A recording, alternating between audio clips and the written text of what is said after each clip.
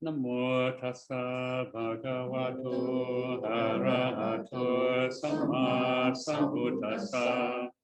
Namo tassa bhagavato arahato samma sambuddhassa. Namo tassa bhagavato arahato samma sambuddhassa. So welcome everyone who's in the room here in the library, and welcome the Zoomers, wherever they may be. I'll never get used to this Zoom business, but anyway.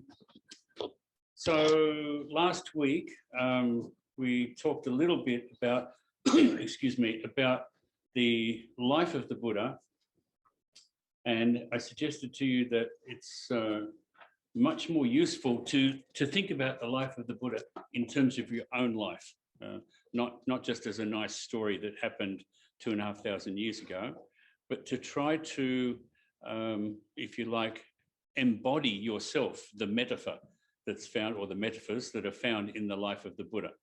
So he talked a little bit about the Buddha's life as a so-called prince, and I pointed out to you that, of course, he wasn't a prince, that this is a much later elaboration or fabrication, not a lie, but an attempt to sort of make the story somehow more accessible. But the whole story, unless, you know, if we just read the story as though it's there, out there somewhere, then it's nice, but it's pretty useless, you know. So the idea is to look at that story and to say, okay, so, you know, we use that language. What's the palace I live in? You know, what's the palace of enjoyment that I inhabit? You know? And each of us will have a different palace of enjoyment. Or if you're like the Buddha, you might have several different palaces of enjoyment. You know, like the Pope's got the summer palace and the Vatican. We've all got those things.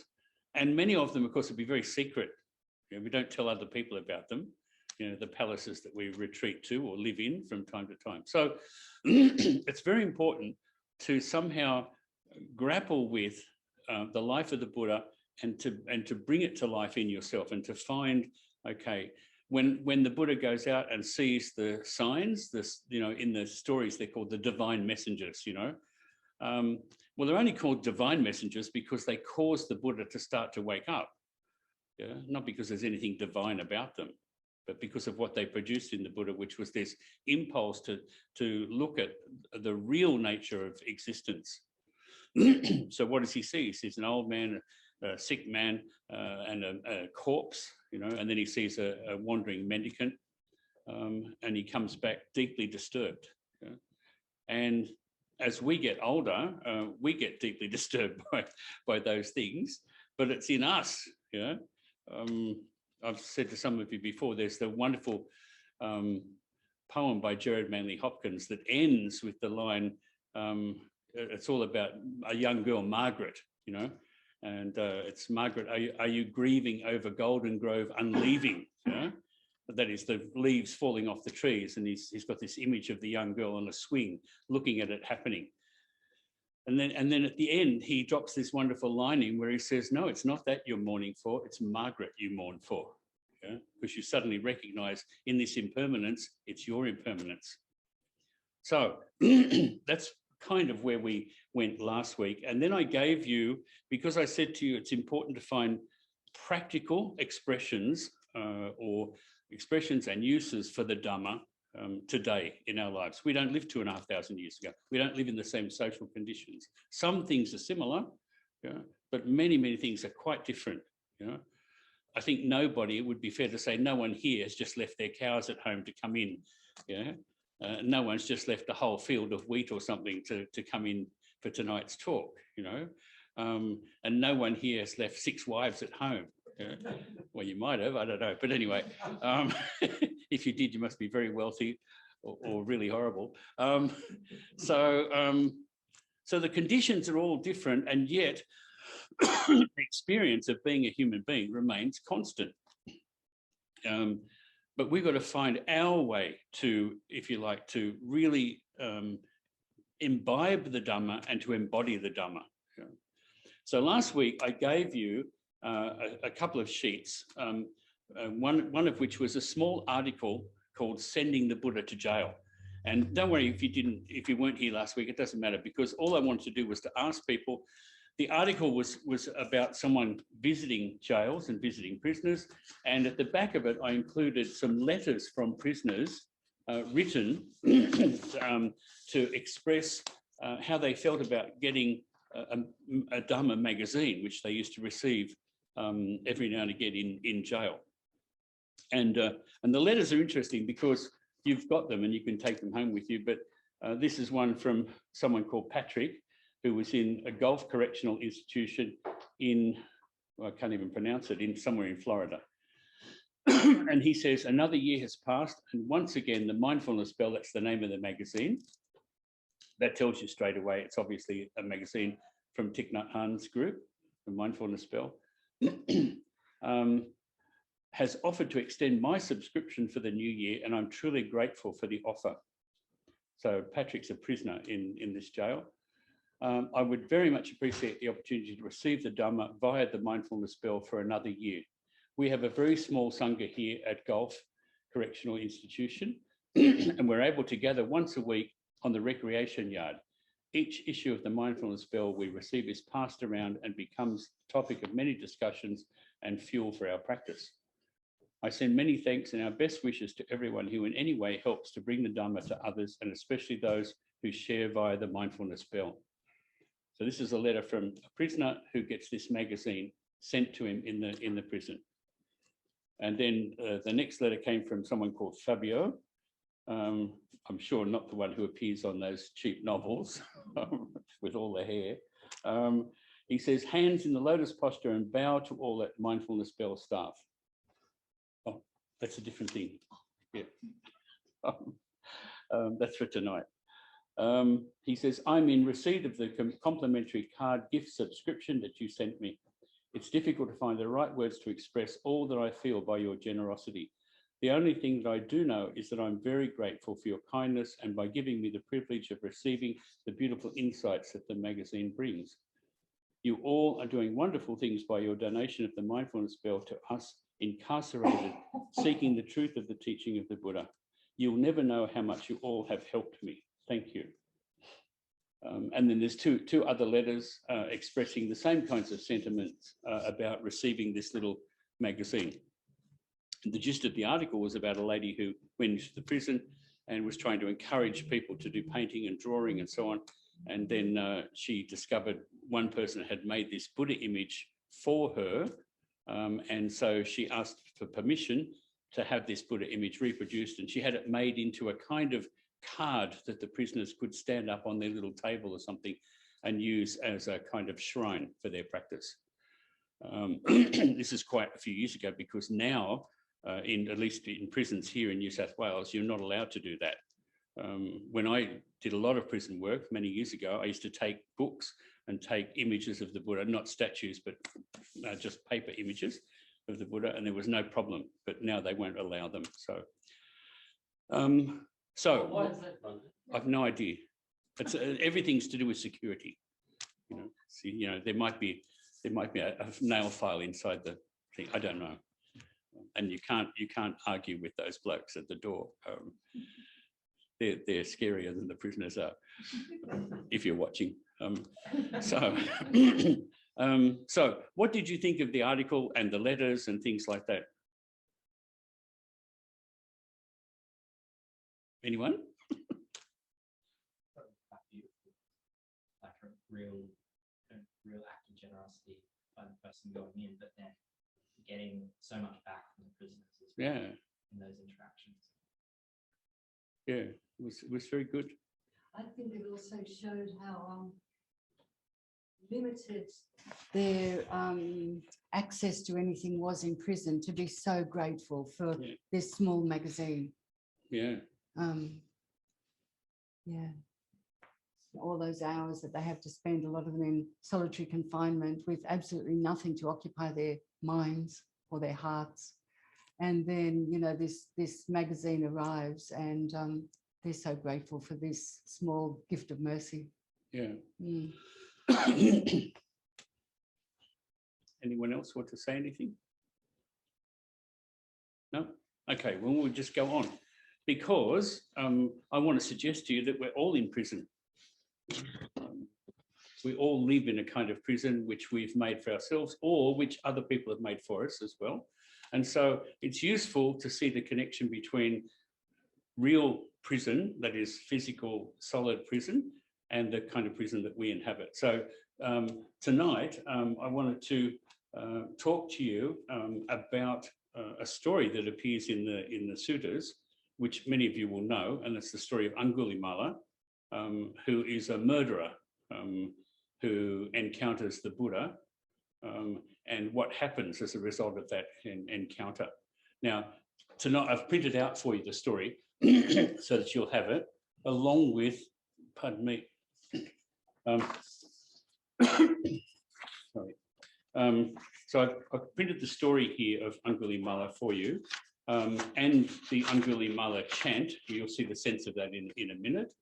And then some things to do with the kinds of things that people who go into jails to work with prisoners from a Dhammic point of view might benefit from. And then on the back, something I think you'll find very interesting. And there's a whole list of crimes and the sentences that go with them. So first-degree murder, life, or at the least 25 years. Second-degree murder, life, or as a minimum 15 years. Manslaughter, 7 years.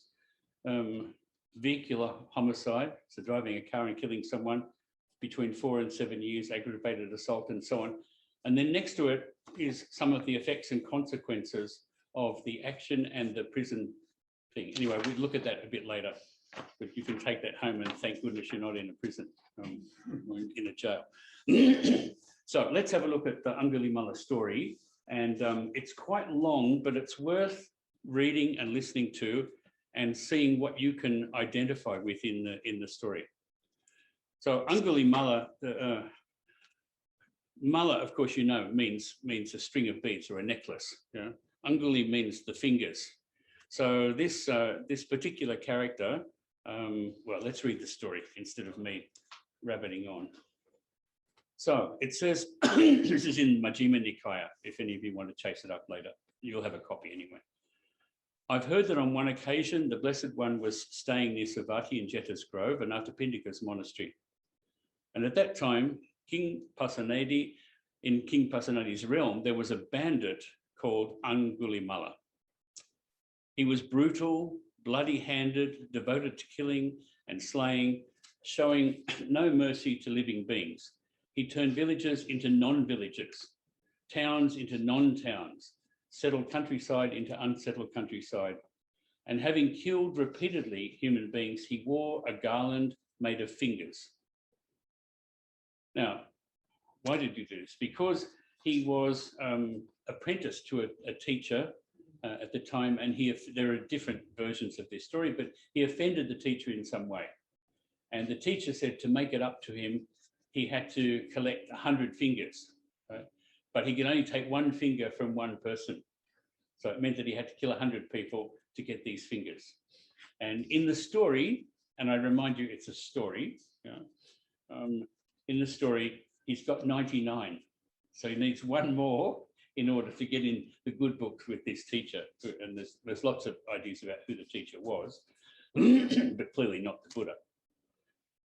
Then the Buddha, early in the morning, having adjusted his lower robe and taking his bowl and outer robe, went into Savatthi for alms.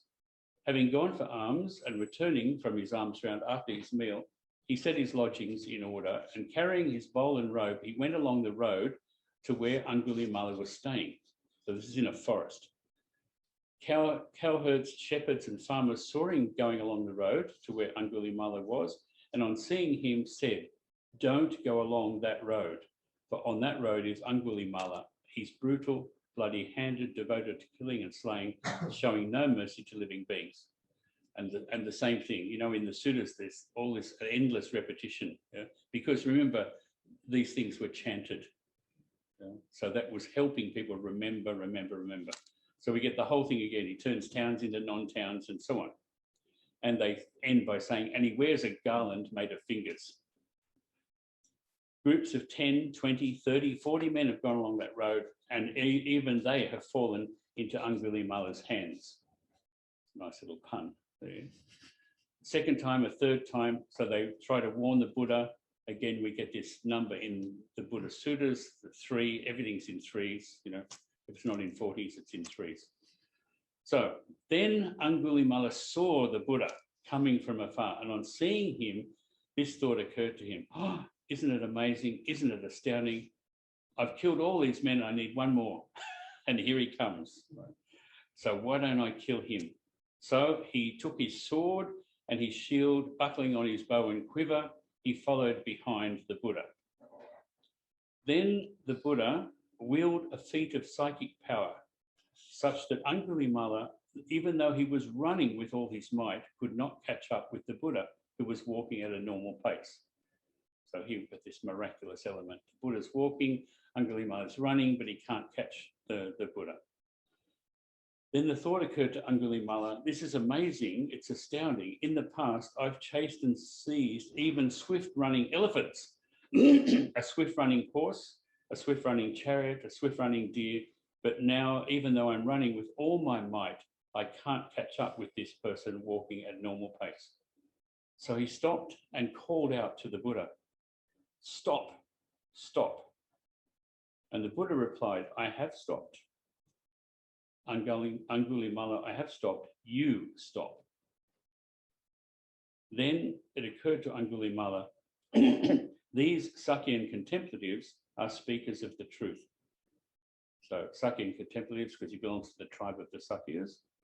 And this speakers of the truth is terribly important in the Buddhist tradition, because the idea is if you say what's true, then it can have very beneficial and sometimes miraculous effects.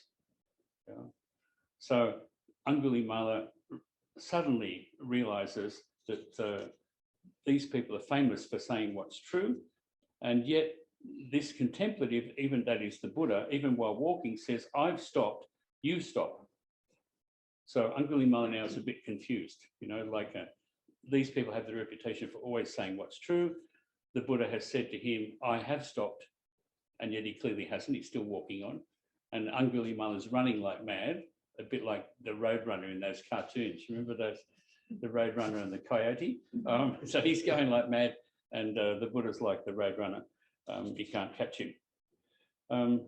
So Angulimala says, why don't I ask him a question? So he addressed this verse to the Buddha. While walking, the Buddha, you say, I have stopped, but when I have stopped, you say, I haven't. I ask you the meaning of this. How have you stopped and how haven't I stopped?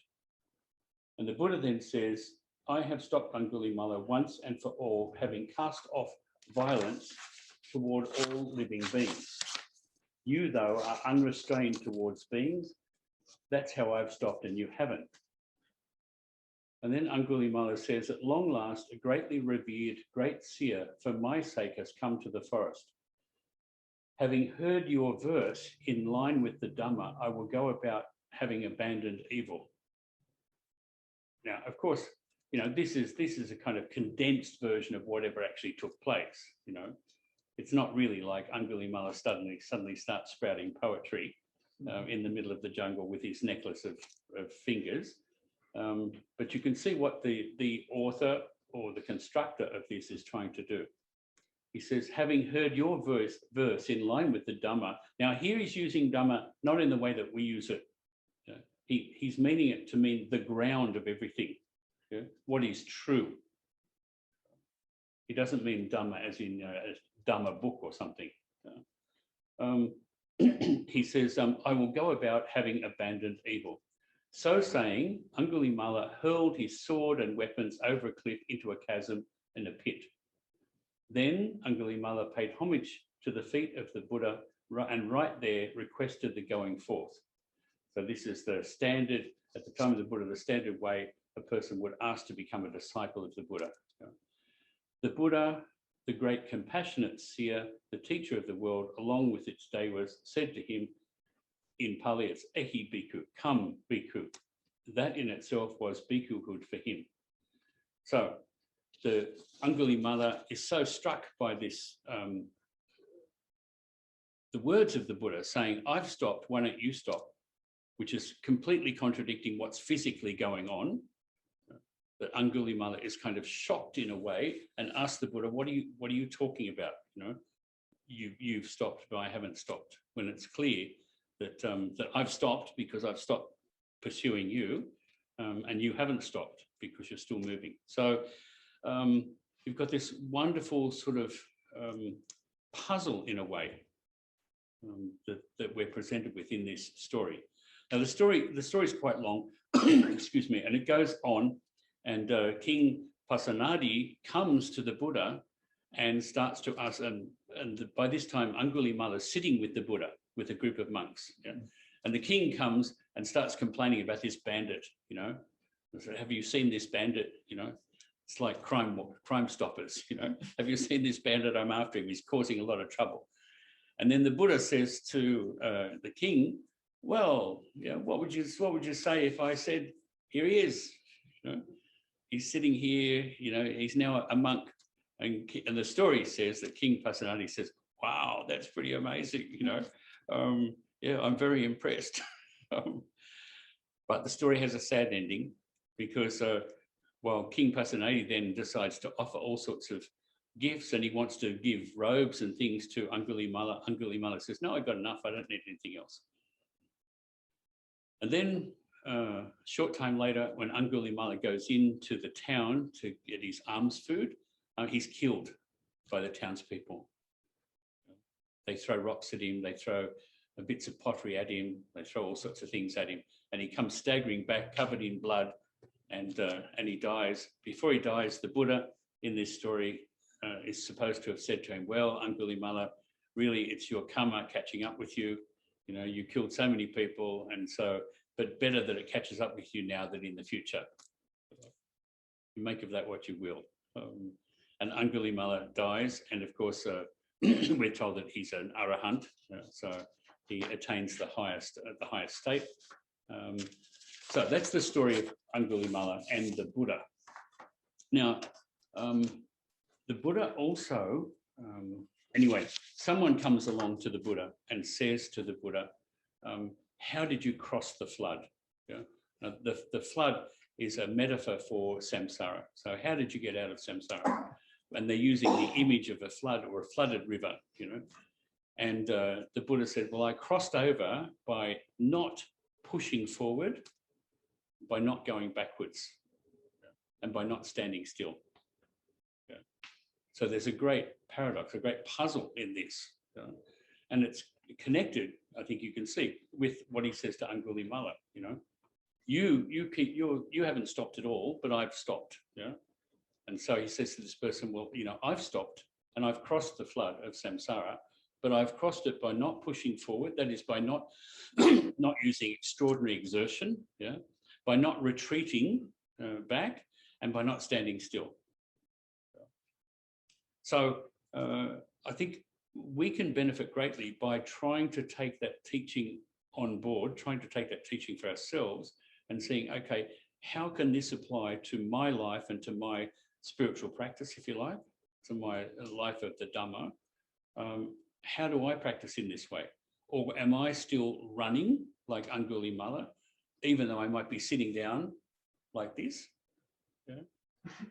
Maybe I'm still actually like the hamster on the wheel going round and round and round inside my own head or my own heart. Maybe I'm like Angulimala, where I'm actually full of violence and anger, you know, resentment, looking for things to blame or for other people to blame, looking for revenge of one sort or another. Maybe I'm doing it to myself. Yeah? Maybe Angulimala's violence, in a sense, can be said to be directed against myself in some way. I mean, a lot of people do that. A lot of people kind of,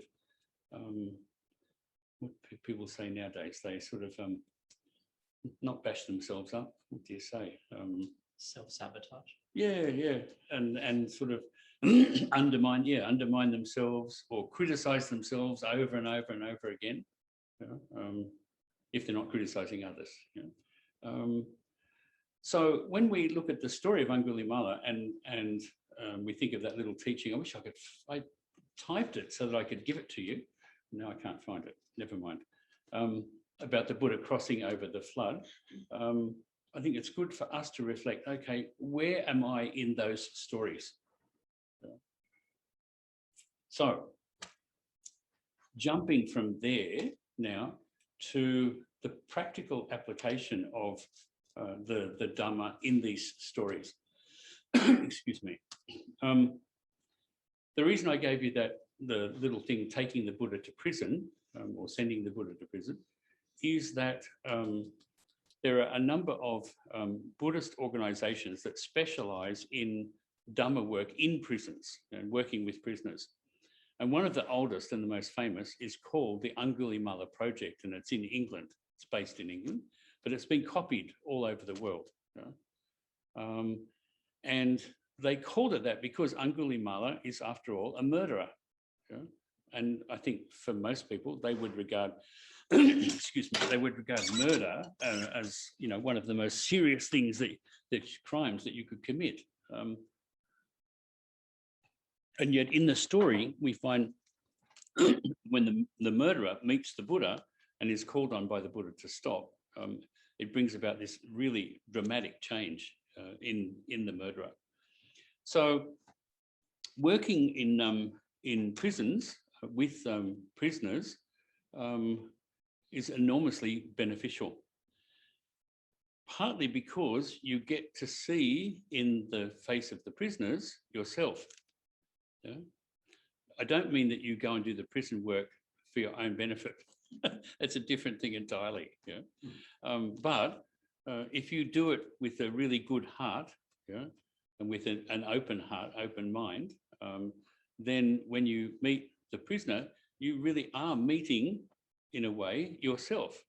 You know, that His Holiness the Dalai Lama often says, I've never met a stranger.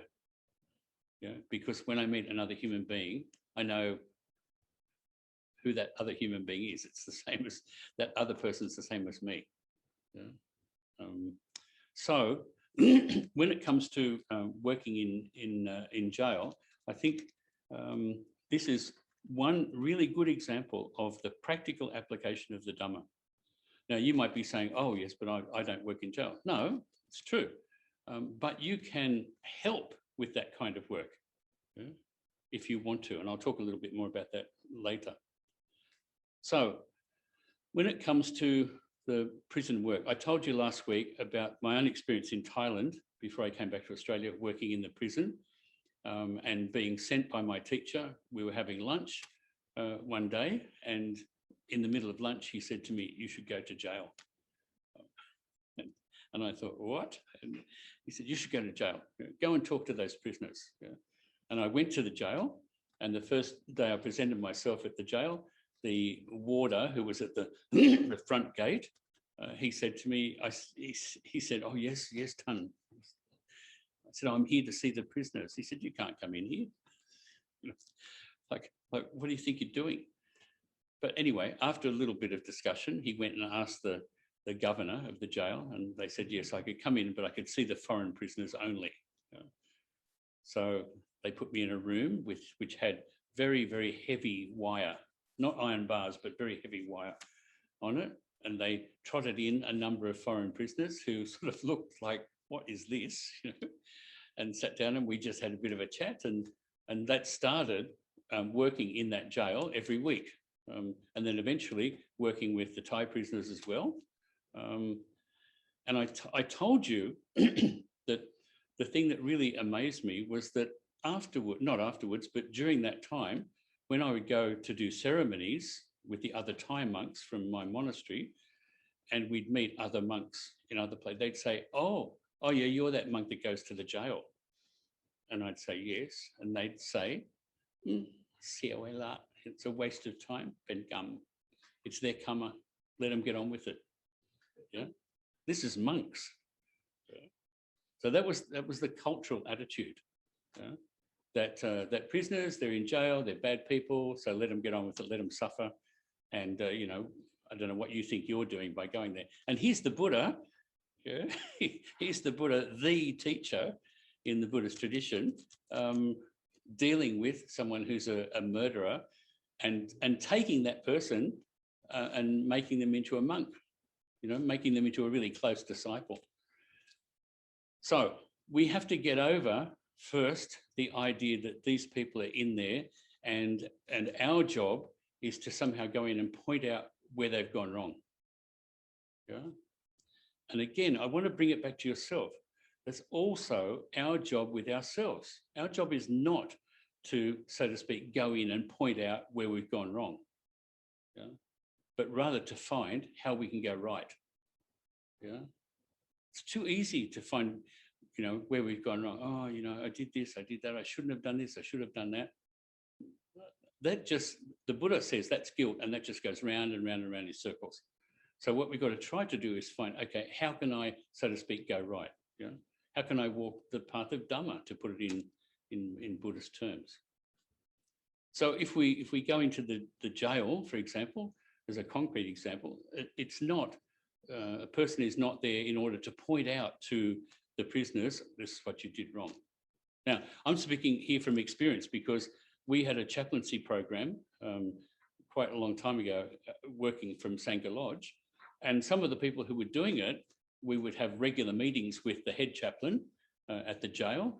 We had 2 jails at the time that we were going to. And one of the people who was working there said to the head chaplain, I make a point of telling them, what they've done wrong and what they should. And I nearly died. I nearly fell off the chair. And the head chaplain looked at me, and I said to this person, that's none of your business. You shouldn't be saying anything like that to these people. Oh no, they need to. And I said, well, no, you need to get out of that work and not be in it, because that's not your job, to go around criticising and telling them what they've done wrong. Your job's to show them how they can live a better life. So that's the first thing. So you have to have the right kind of intention in undertaking work in prisons, and you have to have the right intention to work with yourself as well. So it's no good, having the idea that, I'm going to somehow deconstruct myself, and get rid of all the bad bits. No, you've got to keep putting on the good bits. So that's the first thing that I want to suggest to you about this kind of work. I think if we think of another incident in the life of the Buddha, where, and many of you will know this already, where the Buddha goes to visit a group of monks who are living in a small community, and when he gets there, he sees this monk who's obviously very, very ill and lying over on the ground. And he says to the other monks, what's happening here? Oh, he's sick, they said. And the monk who was lying on the ground, it's very graphic. It says he was covered in pus and vomit and feces, and the Buddha said, well, who's looking after him? No one, they said. And so the Buddha turns to Ananda and says, go and get me a dish of water and various things. And he goes over and starts to clean this monk up himself. And the other monks kind of gather around and have a bit of a look. And the Buddha says, look, who have you got to look after you except for each other? Who have you got to take care of except for each other? And if you don't take care of each other, then nobody will be taking care of you. And then he ends by saying to them, if you want to look after me, that is the Buddha, he says, look after each other. Very, very powerful teaching. It's often rendered as, he who would tend me should tend the sick. And the same goes for what's happening in jail. So if we carry those things with us and remind ourselves of the importance of taking the elements of those stories and applying them to ourselves, and if we're fortunate enough or blessed enough to do jail work or to do hospital or hospice work or something like that, or work with people who are ill in one way or another, to carry that sort of flavour, if you like, and make that part of our practice, then that's very, very beneficial for ourselves and for the people that we work with. I said to you a moment ago, you might be thinking, oh, well, yeah, I don't do that, and I don't do this, I don't do something. No, but you can support that sort of work. Yeah. Instead of just looking at it from afar and saying, oh, isn't that good? Yeah. No, you can support it. You can, for example, in Sydney, for instance, there's a letter writing program. And I think Sister, I've forgotten her name now, she's at Ashfield. It's not Cherney, is it? Anyway, she runs that program through the, is it Cherney? No. Oh, she's gone, is she? Is it? Yeah. Yeah, so she looks after that program, yeah. And they're always looking for people who are willing to write to the prisoners and maintain that kind of, excuse me, that kind of contact with them. Yeah. Because that sort of contact is terribly important, you know. It's also important to remember that the prisoners, if say you went to visit the prisoners, you go to visit and then you go home. Yeah. They don't, they're stuck there. Yeah. The same as if you go to see someone in the hospice, you go to see them, you go home, they're in the hospice. Yeah. So it's very important to remember that if you're going to do something like that, you have to continue with it. Yeah. You can't sort of say, oh, this is a good idea, and then a week later say, oh no, I'm very busy, I've got other things to do now. So it has to have a kind of a level of commitment. In the same way, we have to have a level of commitment to our own practice as well. You know, it's no good, oh yeah, you know, yeah, this is good, so I do this for a little bit, oh now I go to something else. Yeah. Or now I just let go of it altogether. So if we think of those people in prison, and I've been to all of the prisons in the Sydney area anyway, including Malawa, the women's prison out there near Silverwater. And Sister Sadira's done prison work in the past as well. If we go to those prisons, we go in order to meet fellow human beings and in order to try to encourage in them the opening of their heart and minds to the Dhamma, which is already there in them. Yeah. But we don't go to preach. Yeah. And in the same way, I think when we, so to speak, address ourselves, we should have the same sort of attitude. That we're not there to beat up on ourselves, but rather to encourage ourselves and to, in the words of the Buddha, that which is unwholesome should decrease and that which is wholesome increase. Yeah. Rather than this idea that, you know, we sort of just chop out the bad bits. Because if you chop out the bad bits without encouraging the good bits, there won't be anything left. Yeah? You look like Angulimala after he was thrown, covered in rocks and pottery shards and all sorts of things. So, what are the qualities that are required? I've put these into this, which I'll give you in a minute. But I think these are actually useful to us, regardless of whether we do really do literal prison work or whether we just are trying to work ourselves on our own practice and our own spiritual life. So this is taken from a Canadian prison program, Buddhist program, and the first thing is trying to develop a self-knowledge of one's own strengths. Yeah? So knowing what my strengths are, what my limitations are, what my hindrances are, and what my habits are. There's an awful lot in that, isn't there? You know, what my strengths are, what my limitations are, what my hindrances are, and what my habits are. Yeah? And by habits, it doesn't mean, you know, I bite my fingernails or something. You know? It's something much deeper than that. And then to try to integrate the emotional impact that you experience when you have regular contact with difficulties or crises in your life. So you can see how these are not things that just apply to somebody who works in a prison, but they apply to us if we're trying to practice.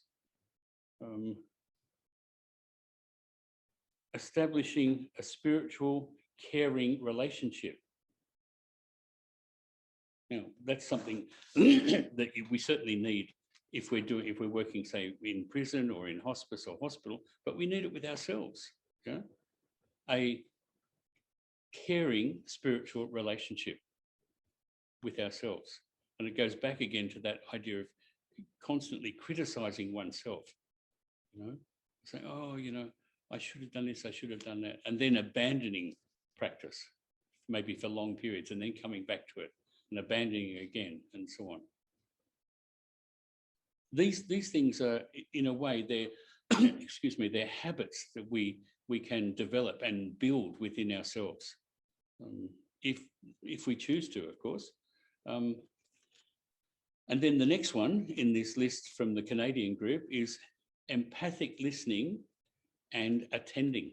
Yeah? I love that word, attending. Yeah? It's very important. And the empathic listening is terribly important. Very important when you're working with somebody else, yeah? Like the prisoners, for example, or people who are seriously ill, but also when you're working with yourself, yeah? Or just with other people, other friends, and other Dhamma practitioners. That you learn how to listen with empathy. Just recently we had that insane situation in Canberra, didn't we, where they paid some politician to go away and have empathy training, for God's sake, yeah? And paid thousands of dollars for empathy training. Yeah? I'd love to see what difference it made, but anyway. So, and then attending, of course, is attending to, in this case, the other person, yeah? But also attending to oneself. I like to think of the attending as in French, attend, yeah? Which actually means wait. Yeah? It's wait, and I guess we could say wait and pay attention at the same time. And then to know one's own boundaries, which is also part of, I think, one's limits. Yeah, to know what your own boundaries are, and that's not an easy thing to do, I think, anyway. Because we can often have woolly ideas about what our boundaries are, or we may be the kind of person who thinks we've got none, no boundaries at all. When you work with prisoners, you've learned very quickly that they have a lot of boundaries. Yeah, there are things that you can't do, and you can't ask, and you can't even suggest that they might do. And their boundaries arise out of really deep-seated fear, yeah, maybe resentment and anger. Yeah. But we shouldn't kid ourselves that ours don't arise out of those things too. Maybe just not quite as strong or as graphic. Then they suggest in this list of things, cultural competence. Now, I think this is important for Buddhists as well. In this room here, we've got lots of people from different cultural backgrounds. Yeah? And it's very important to recognize that and to be sensitive to it and to not privilege one's own cultural background and set one's own cultural background up as the norm, yeah, which is, well, I think anyway, it's what we often tend to do. So when we meet other people, there's a kind of comparing going on, like, oh yes, well, you would have seen that there's a big controversy at the moment about that Bruce Pascoe book, Black Emu, yeah, where. Sorry, Dark Emu, is it? Yeah, not Black Emu. Yeah, Dark Emu. Thanks, Peter. Yeah, and he's even being accused now of kind of undermining his own argument. So anyway, cultural competence. It's very, very important. When I was living in Thailand, my sister used to come and stay at the Wat. In Thailand, as a monk, when you're walking along the street, a woman should walk well away from you or behind you. And my sister, being very Aussie, she won't be watching this, I can tell you. She would walk behind and say, "This is a load of," and I'd say, "Yes, it is, but don't say it too loudly," because it's just cultural. That's all there is to it. but it gets reified, it gets turned into something solid, which it's not. Yeah? And then people say, this is the teaching of the Buddha. Of course, it's not the teaching of the Buddha. It's cultural conditioning. So we need to be aware of that, but equally, we need to be aware that we can privilege our own cultural conditioning against that of others. And that's not Dhamma practice. So might just stop at that point, because I'd like to give you these sheets and then let you have a listen to the rest of Angulimala's story. Goes like this. Before he's killed, okay, he goes into the town to collect his alms food, and he meets a lady who is having a really terrible time with her pregnancy, and she's in breach, okay? And so she can't give birth. And he goes back to the Buddha, and he's very disturbed by this, you know. And remember, this is the guy who was the big murderer. He goes back to the Buddha and says, look, I met this woman this morning, and it said, you know, there was so much suffering that she's got this breach going on, and what can I do? And the Buddha says to him in the story, the Buddha says, well, go back and say to her that I have never harmed a living being, and by the truth of these words, yeah, may there be safety for you and for the child in your womb. And Angulimala says, but I've hurt a lot of human beings, right? And the Buddha says, okay, so what you do is, he said, you go back and you talk to this lady and you say, since I entered the noble birth, right, I do not know that I've ever deliberately harmed another sentient being. By speaking this truth, yeah, may there be safety for you and the child in your womb. And so he goes back and he says it, and in the story we're told that she gives birth in a normal fashion without the breach problem. Now, it's funny, but you might think, oh yes, that's a nice story. But I can actually tell you from my own experience that the chant works, believe it or not. Don't ask me how it will. Well, according to the Buddha and Angulimala, it works because what you're saying is true. And the truth has this power to, if you like, overcome suffering and difficulties. Anyway, enough of that. Well, can you give those out for us, please? We use that chant a lot in Sri Lanka. Yeah. Every time someone comes to one who's pregnant, we use that. Yeah. Yeah. Well, people might be skeptical, but it does work. I know from my own experience with breech births and things. Yeah. Yeah. Even with some of our own members at Sangha Lodge. So strange to tell, but there you are. Ripley's, believe it or not. So we might have the little chant. So, well, once the things are given out. So if you turn over to the second page where there's a wonderful picture of the Buddha and Angulimala, and underneath it is the chant that Angulimala is said to have recited.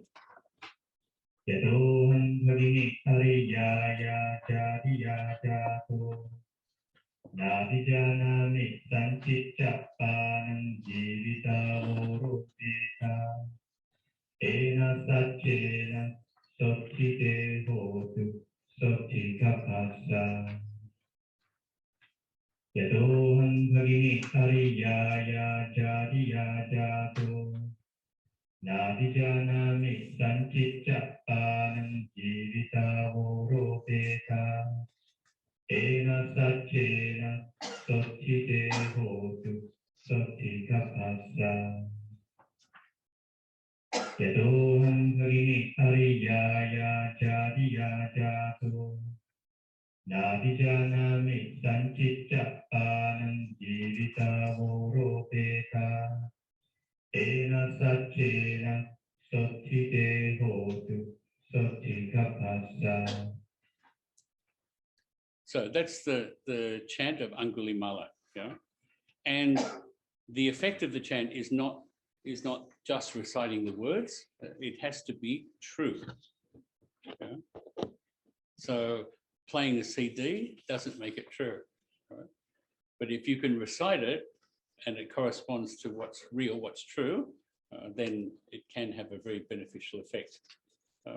So on the other page behind there, there's a little bit from the same Canadian book. Chaplains interested in pastoral assessment have several concerns. The first, to be able to identify and evaluate genuine spiritual needs as easily and accurately as possible. Now, that's not as easy as it sounds. You know? To be able to identify and evaluate genuine spiritual needs as easily and as accurately as possible. Again, I want to suggest to you, that's something we need to do for ourselves. Yeah, like, what are my genuine spiritual needs? Not how do I fill up the spiritual vacuum, you know, with all sorts of things. Yeah. You know, this course, this retreat, this teacher, that teacher, you know, this thing, that thing. It's quite tricky. It's quite a tricky thing to do if you're dealing with somebody else. Yeah, because this is written from the point of view of a chaplain working in a prison. But I suggest to you it's difficult to do for yourself, to really be able to work out, okay, what are the genuine spiritual needs that I have? Okay? And to do it as easily and accurately as possible. Very, very important, but tricky, difficult. It's easier to go along to someone and have them say, oh, you need this, you need that, you need something else. Pardon me, and to hand ourselves over to someone else, which of course is usually a fatal mistake and leads to all sorts of problems. To become more effective in the art and science of proper listening, hearing what the people are telling them and the way they're doing so. And again, you can apply it, so to speak, externally to someone else, or you can turn it around and you can apply it to yourself. To become more effective in the art and science of proper listening to oneself. You know, to that, if you like, that inner dialogue, that inner conversation that's going on. Or maybe that's not going on sometimes, where there's a refusal to look. Yeah, just a refusal to look. And to instead to go for distractions of one sort or another. And the third one, to provide pastoral responses that are responsive to the identified needs of the person. So, in other words, you can't hand out just you know, when sometimes you go into a deli or something, they've got a ticket machine, and you take a ticket, and the lady behind the counter says, "Number 6," and you hold up the ticket, and she serves you. If someone else doesn't beat you over the head and take number 6 from you, you can't give proper pastoral responses that are like that. They have to be absolutely specific to that person. To that person as you find them here and now. And similarly, applying it to yourself, it has to apply to yourself here and now. It can't be a theory that you stick on top of yourself, like some sort of shell that you place over yourself. So, and this is also not easy to do. It requires effort, requires patience, and it requires, in the Buddhist tradition, lots of loving kindness towards ourselves and towards the other people that we're with. And then that goes for something like this tonight, you know, adopting the right kind of attitude, if you like. The fourth one, to be able to communicate effectively the nature of their work using categories of spiritual care to members of other helping disciplines. Well, and there it's got chaplains and not psychologists or sociologists. Well, they're certainly not, although they can benefit from those disciplines. But to be able to communicate with others what it is you're doing. And I'd say, in terms of one's spiritual life, to be able to talk to somebody else about your spiritual life. Not to tell them what you want to do or what you want to happen or what you think should happen, but to be able to tell people, and again, I don't mean you go out onto the street with a megaphone and say, yes, well, I'm here just to tell you all about my spiritual life. No, but when you're engaged with somebody else, that you can find an effective way to share with that person what your spiritual life is about. but it's a very delicate thing, of course, and it is in terms of the chaplaincy as well. Tell you a wonderful story, a bit like this. There's a very famous teacher who was a Cistercian Trappist monk in the 1960s, and in fact he died at a conference in Bangkok. He was electrocuted. A very famous teacher called Thomas Merton, and wonderful teacher, very good poet, and so on. And he joined the Trappists in Kentucky, I think it was, and after a while he felt this really strong urge to live as a hermit. And the abbot of the monastery wasn't all that happy about this, because, hermit, you've got to be careful of hermits, because often there can be an awful lot of selfishness in them. Anyway, finally the abbot agreed. Okay, all right, you can. So they constructed a little hermitage, and he lived there very happily. And he wrote lots and lots and lots of books, and did a lot of teaching, and became very, very famous. And then he went to a conference. I think it was in upstate New York. It was a conference on the spiritual life and so on. And there was a very famous psychologist there at the conference, and he met Thomas Merton, and he said, "Oh yes, yeah, you're the hermit who wants to have a hermitage in Times Square with a big sign a big neon sign over the top saying hermit living here." It's brilliant. It's a brilliant insight into what was happening, and Merton got it, right? And then went back to his hermitage and began to try to change things. And he actually developed this very intense interest in Buddhism, in the Dhamma. And then he asked the abbot for permission to go to Sri Lanka. He went to Sri Lanka, and he went to the very famous places in Sri Lanka, Anuradhapura, Polonnaruwa, and so on, Sigiriya.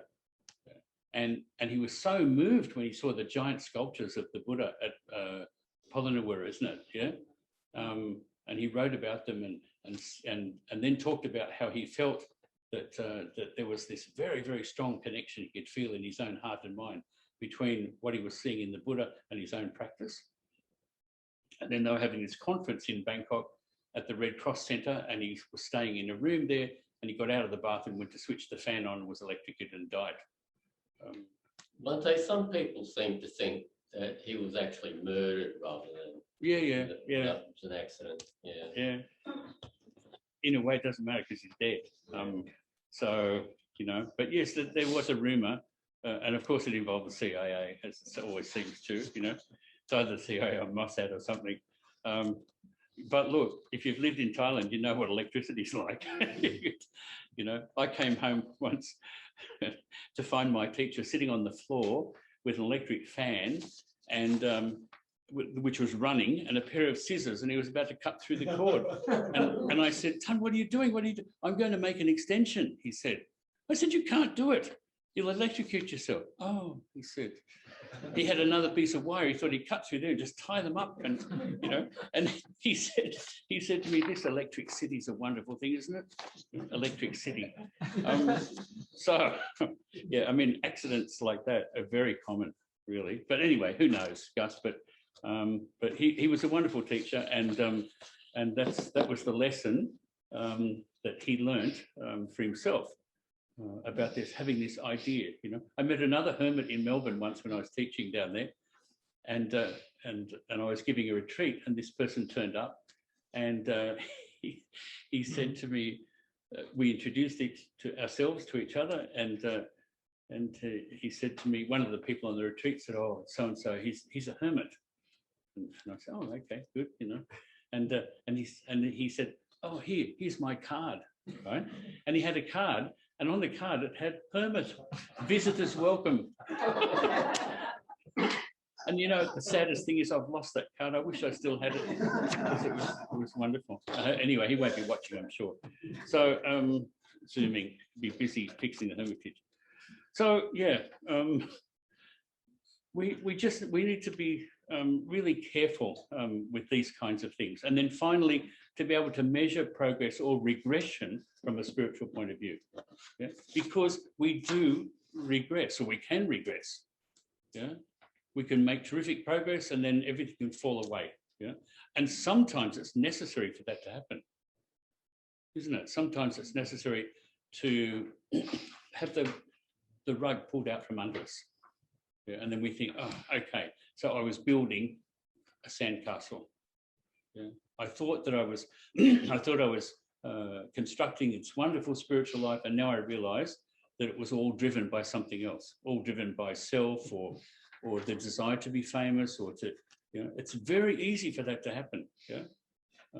And in prison too, you know, it can happen. You can have prisoners who suddenly they gravitate towards the Dhamma, and then they become the prison guru for the other prisoners, you know, and like they're the ones who know. Yeah. So in their own funny way, they can become as bad as the bullies in the jail. You know? So anyway, I'll end by telling you a funny little story. When I first did prison work here in Australia, because in Thailand it's very, very different. You know, Thai jails are very hard places, very, very lots and lots of suffering, and people crammed into rooms. You know, 30 or 40 people in one room with one fan, and everyone washing out of one long trough. You know, in queues. So if you happen to be at the back, by the time you get to the trough, you're washing in everyone else's muck. Terrible places, really, really terrible places. Unless you've got a lot of money, then you can go night clubbing with the guards. They take you out to the club, and then you come back to the jail when it's off. It's true. It's terrible, but it's true. Anyway, when I first went to a particular jail here in Sydney, in the Sydney area, it was my very first day, and they handed me over to one of the wardens. His job was to take me around to the different sections I was supposed to be teaching in. And we finally went into the protection area, right, which is where prisoners who are in danger from other prisoners stay. And it was actually quite beautiful. It had grass and all sorts of things, and a little sort of like a little shelter shed. It reminded me of when I was a child and they used to play cricket at the local oval. People would sit in there. And we went in, and he said, now I'll introduce you to these prisoners because they're not allowed to mix with the other prisoners. And he said, I'll just have a talk to, now I can't really remember the name, but he said, I'll just have a talk to Sally, you know. And I looked around because this was a men's jail. Sally, okay. And then I saw, oh yes, there's a lady over there with really long hair, and he said, Sally, I think it wasn't Sally, but anyway, you'll forgive my loss of memory. So Sally comes over, and as Sally gets closer and closer, I realise Sally's a man, right?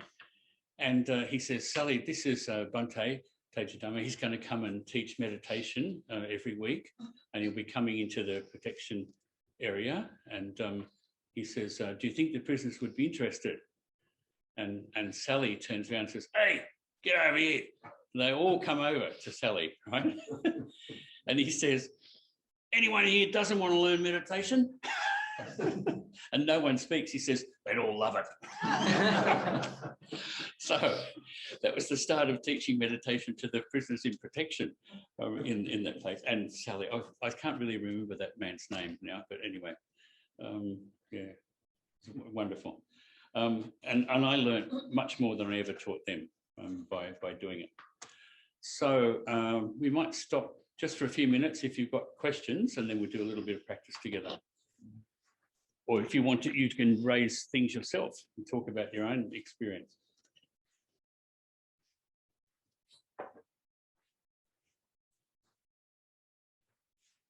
No? Okay, we won't leave Zoom people just hanging in space.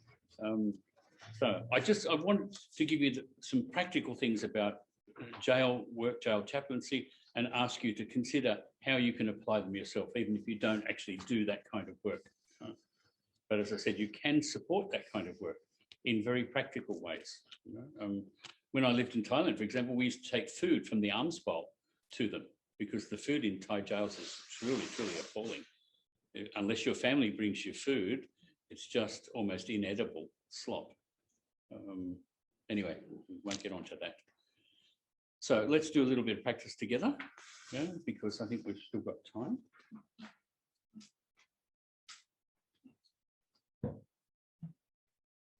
So we've gone through an awful lot in a short space of time. So try now just to let all of that go, to let it sort of settle, to let it fall away from you. And just come back to the experience of your own body, just sitting here in this space, in the chair that you're sitting in.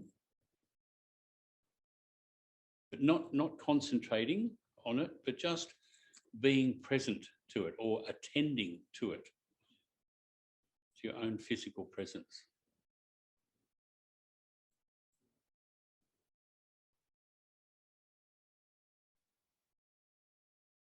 And letting the body settle all by itself. You don't have to make it do anything. If you leave it alone, it will settle.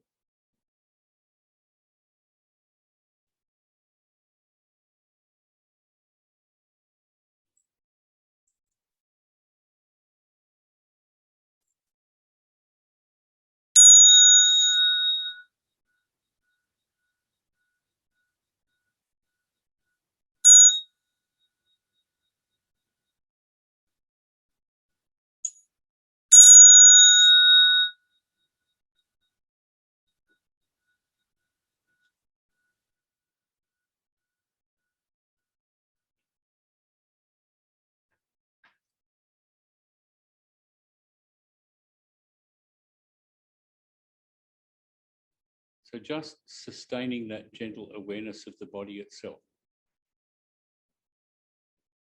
Maybe feeling your body sitting in the chair or on the cushion. Maybe being aware of individual parts of the body like the feet or the hands, the face, the head, the neck. But not concentrating, just gentle awareness, ordinary awareness.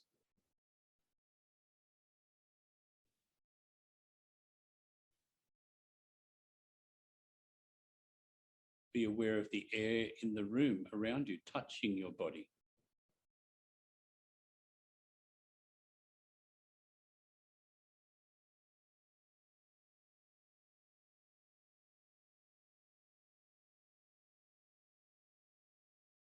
Letting yourself be aware of the air of the room as it flows into your body with each breath.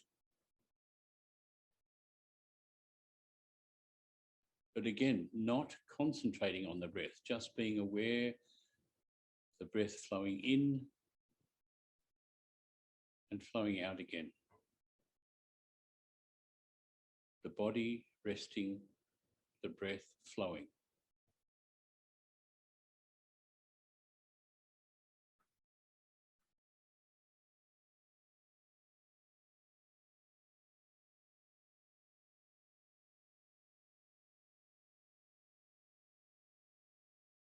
And letting that awareness of the body resting, the breath flowing, let that awareness bring you into greater and greater peacefulness, calmness, centeredness.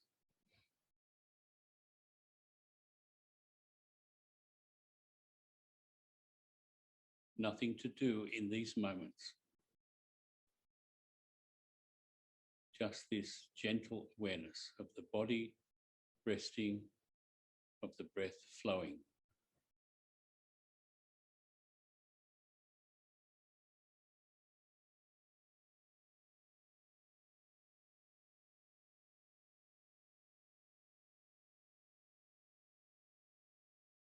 Allowing mental activity to arise and to pass away again.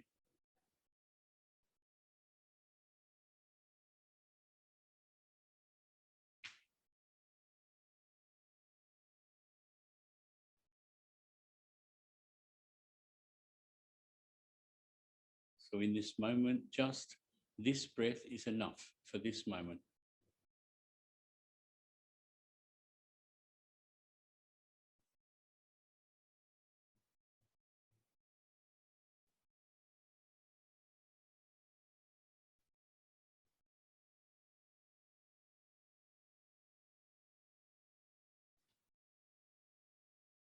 Being grateful for each breath. Now this breath. Now this breath.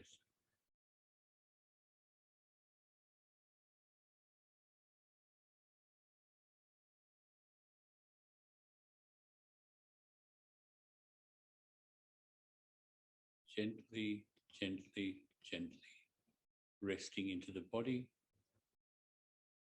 resting into the breath.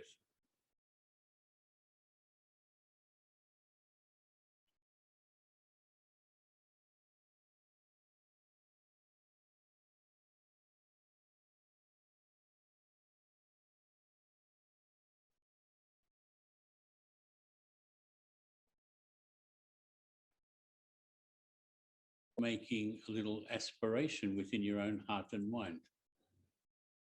May the effort I'm making now be of great benefit and blessing to myself, to those that I'm sitting with in this room at this time, and to all other sentient beings.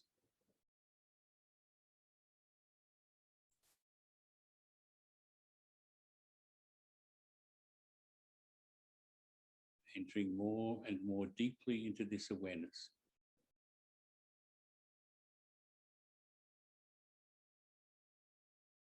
Just this body and just this breath.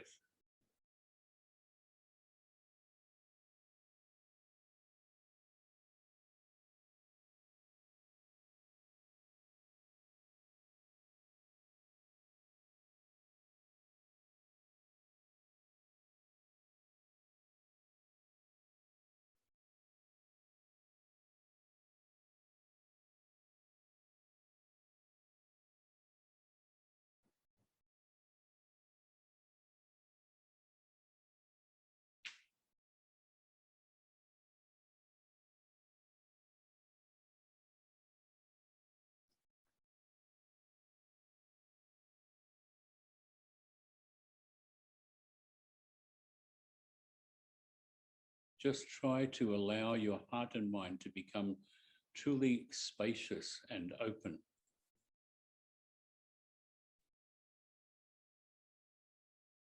Resting into the body, resting into the breath.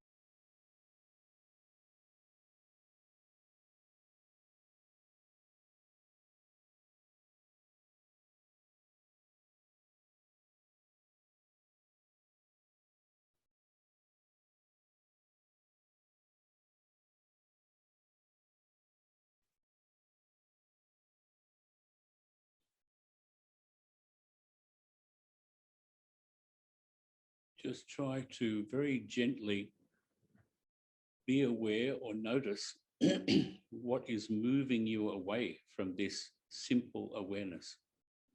Awareness of the body, awareness of the breath.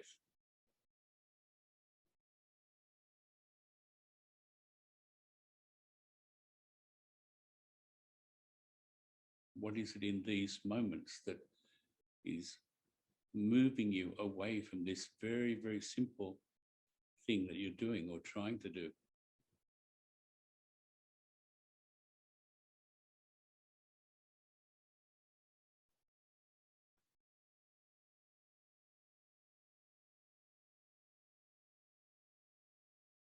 What is your running like Angulimala?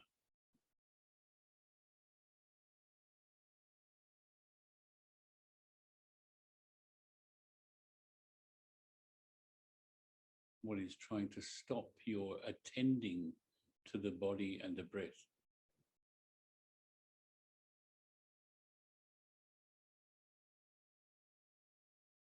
Without criticizing, without judging.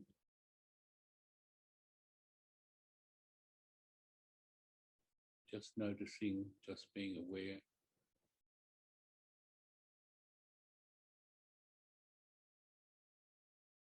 And if you can, just returning to the body and the breath.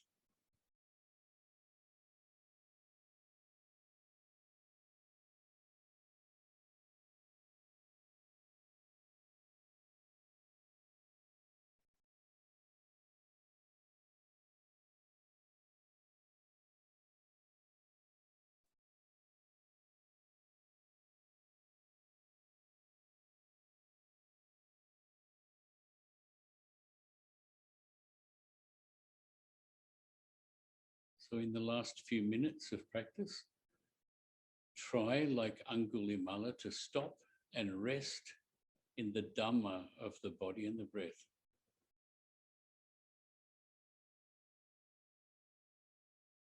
No running, just resting.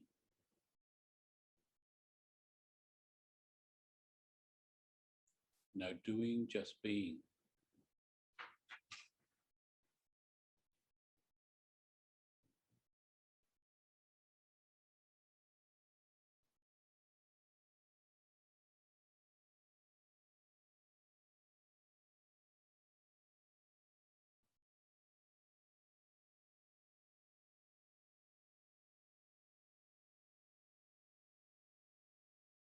Attending to the body, resting into each breath.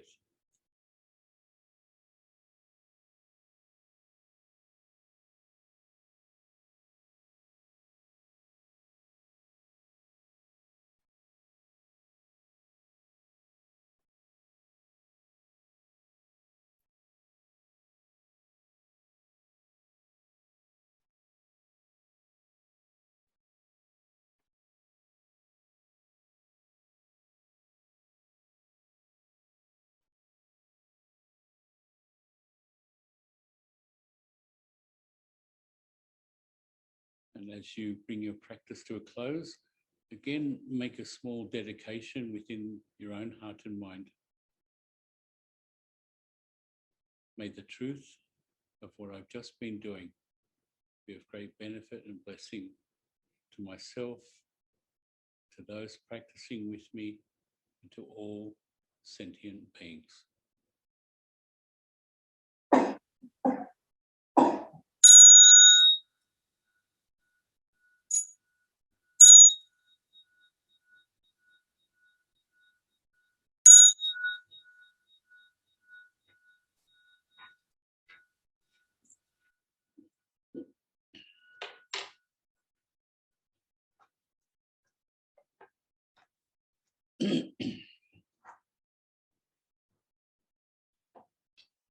So we'll just do a little blessing to end. And Sister Sudhira might join in as well.